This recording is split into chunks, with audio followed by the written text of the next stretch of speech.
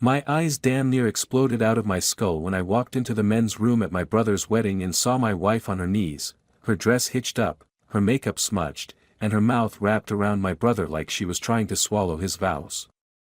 He had one hand on her head and the other against the stall door, whispering, "Faster, baby."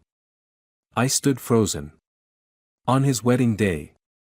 With him, my wife. In the same damn suit I helped him pick out. The bathroom's fluorescent lights flickered overhead, casting shadows that made the scene even more grotesque. The air reeked of cheap cologne and expensive betrayal. The sound of her moans mixed with the distant echo of "Here Comes the Bride" filtering through the walls. Some fucking fairy tale this turned out to be. I could see her wedding ring, the one I'd saved for 6 months to buy, glinting as her hand moved up his thigh.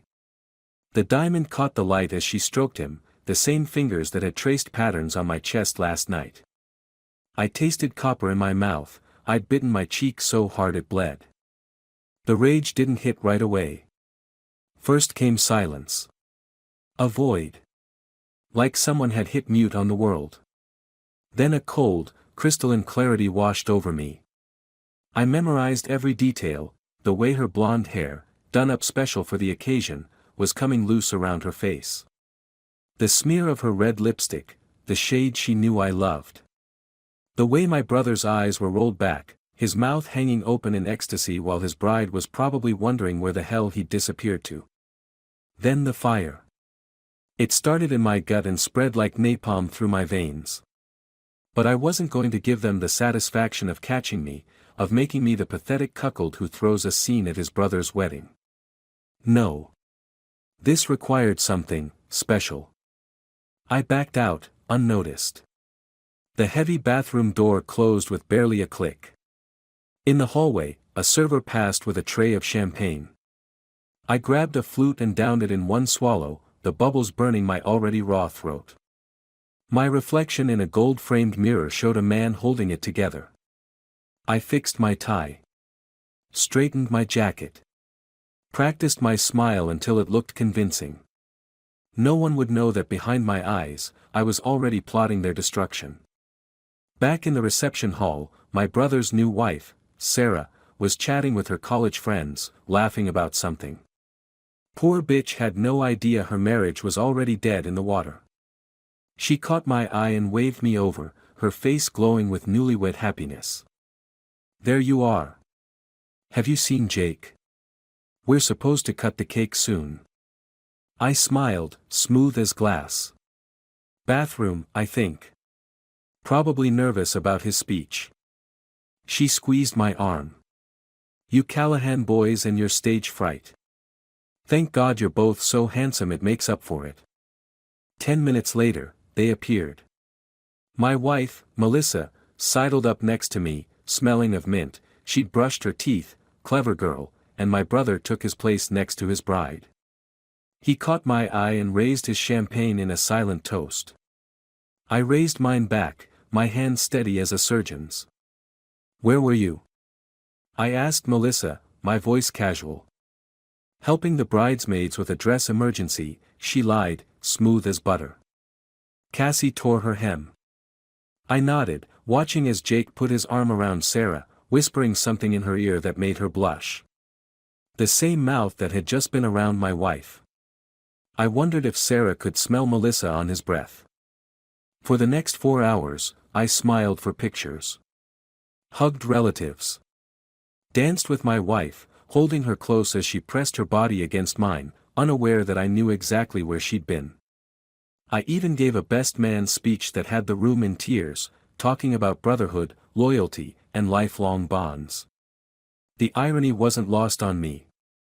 But inside, I was loading the shotgun of revenge click by click.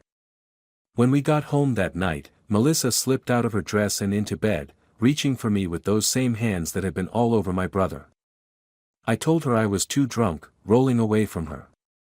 For the first time in our marriage, her touch made my skin crawl. That's when I knew, this wasn't something a marriage counselor could fix with talking circles and conflict resolution worksheets. This required complete annihilation. The next morning, while she slept, I made my first move. I called Rick, the security guy at the venue. We'd bonded over bourbon while I was planning Jake's bachelor party. "Hey man, weird favor to ask," I said, keeping my voice low. "I think I lost my wallet at the reception yesterday. Any chance I could review some security footage?" 2 hours later, I was in the venue's back office, watching grainy black and white footage of the hallway outside the men's room. There they were, my wife checking over her shoulder before slipping inside. My brother following 2 minutes later. "Do you store these tapes?" I asked Rick. He shrugged. 30 days, then they're wiped. "And other areas of the venue?" "Same policy." He nodded, eyeing me curiously. "Mind if I see the footage from rehearsal dinner night? Just curious who might have picked up my wallet." That's how I discovered this wasn't a one-time mistake, a wedding day adrenaline fuck-up. This was a pattern. During rehearsal dinner, they'd snuck off to the coat closet.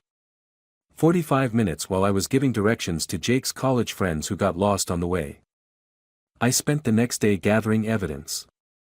Turns out my brother wasn't as careful with his phone as he thought. His iCloud backed up to our family account, something I'd set up years ago and he'd forgotten about. Their text messages read like a bad porno script. "Can't wait to taste you again," she'd written 3 days before the wedding. "Still can feel you against my tongue," he replied. 4 months of messages. Photos. Plans for meetups.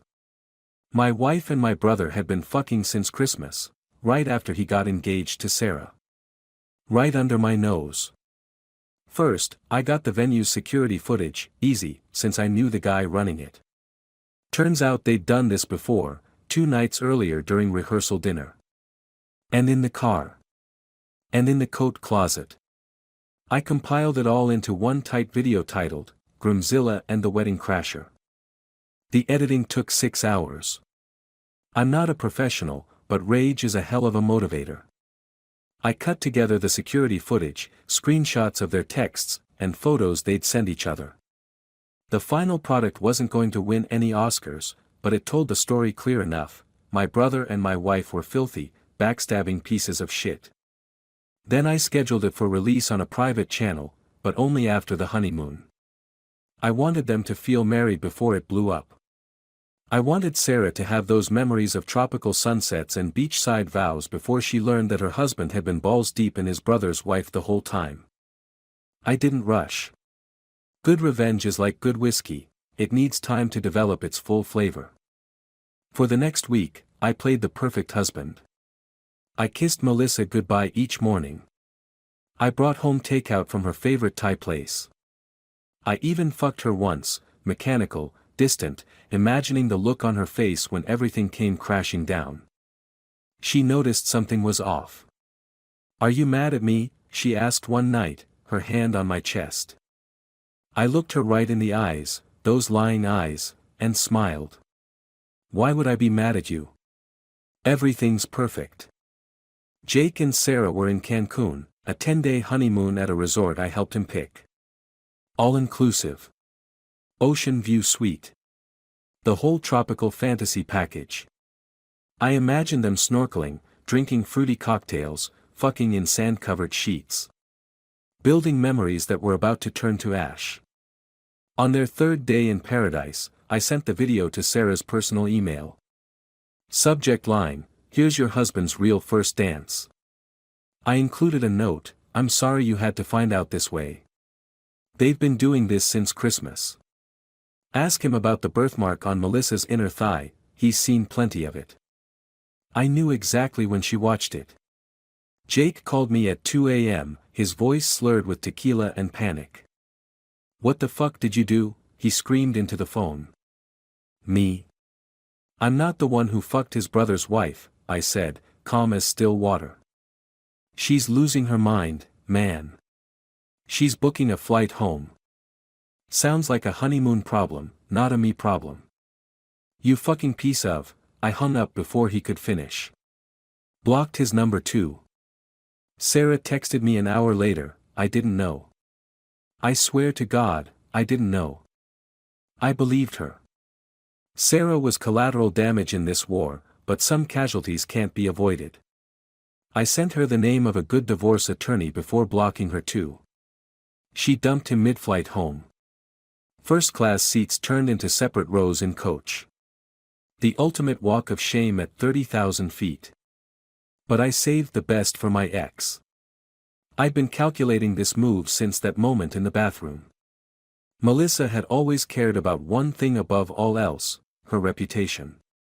Miss Homecoming Queen. Miss Perfect Family. Miss Everyone Thinks I'm Better Than I Am. I printed screenshots of her with my brother, mouth open, eyes closed, hands busy, and taped them to her parents' front door. Old school. Dramatic. Effective. Her dad found them at 6 a.m. when he went out for his morning paper. By noon, her mother had called her 7 times. By dinner, her entire family knew. The golden daughter tarnished beyond repair. Then I boxed her stuff and shipped it to her old high school with a note, from the girl voted, most likely to suck a marriage dry. The principal called me, horrified. I suggested he donate it all to drama club, they could always use more costumes. Her things arrived at the school on a Tuesday. By Wednesday, the entire town was buzzing with the scandal. Small towns have big mouths, and this was the juiciest piece of gossip they'd had in years. The pastor's daughter caught sucking off her husband's brother at a wedding. Pure gold. Melissa called once. Just once. I was sitting at our kitchen table, my kitchen table now, drinking her favorite wine from the bottle. Why would you do this to me? Her voice was raw, broken.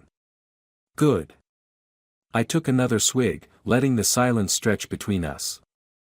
Let her feel the weight of it all. Because you wanted to be part of the family, and now everyone knows your contribution. I hung up. Changed the locks. Changed my number. Changed my life. Jake tried to come by the house a week later. Pounded on the door, begging to talk. Neighbors watched from behind curtains as I stood in the window, drinking my coffee, not moving a muscle to let him in. After an hour, he slid down against the door, head in his hands. Pathetic. I took a picture and sent it to his boss with the full story. He was fired the next day, something about company values and public image. Sarah filed for divorce on grounds of adultery. The irony wasn't lost on me, my brother had traded his marriage for a few blowjobs in public bathrooms. Hope it was worth it. As for me, I sold the house. Quit my job. Moved 3 states away. Some might call it running. I call it a fresh start. Without the dead weight of a cheating wife and a backstabbing brother. Sometimes, I get drunk and scroll through their social media. Jake's living in a studio apartment, working at a car dealership. Melissa moved back in with her parents. Their church asked her to step down from the youth ministry. Funny how actions have consequences. I don't feel better. I don't feel healed. I don't want to. The anger keeps me warm at night. The satisfaction of knowing I burned their lives to the ground is better than any therapy session. Last week, I got a letter from my mother. She wrote that family is family, that I should consider forgiveness. I burned it in my kitchen sink. Watched the edges curl and blacken until her words were nothing but ash. Just like my brother's vows. They say revenge doesn't solve anything. They're wrong. It solved everything. I sleep just fine now.